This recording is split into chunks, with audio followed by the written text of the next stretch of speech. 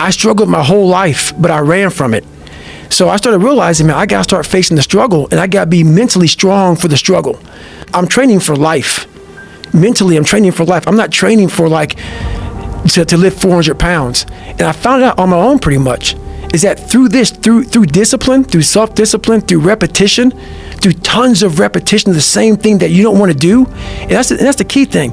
Through repetition of things you don't want to do, you develop mental, like an armor for your mind. You start to armor your mind, because your mind's like, okay, we suffer every day. That's what we do. We do stuff that sucks every day. So then when the suck stuff comes, you're ready for it. I didn't study a book. I literally put myself in a fire repeatedly like a sword. You put a sword in the fire repeatedly and repeatedly. If you keep on doing that, you're going to get a nice sword. And then you keep on beating it. You got to beat the shit out of it.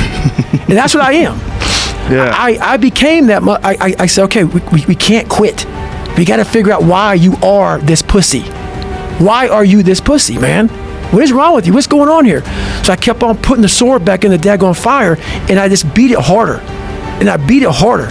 Before I knew it, I started realizing, all right, man, the brain is starting to get hard. The brain is starting to get hard.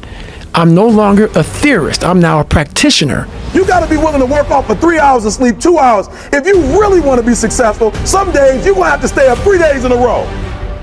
Because if you go to sleep, you might miss the opportunity to be successful. That's how bad you got to want it.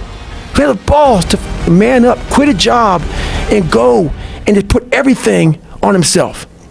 So it's how I started talking to myself and putting myself in a whole different category, and that would fuel me the next day, and I just kept using that as fuel. No one would do this shit. No one would do this shit. You're the baddest motherfucker around. You're the baddest motherfucker ever lived.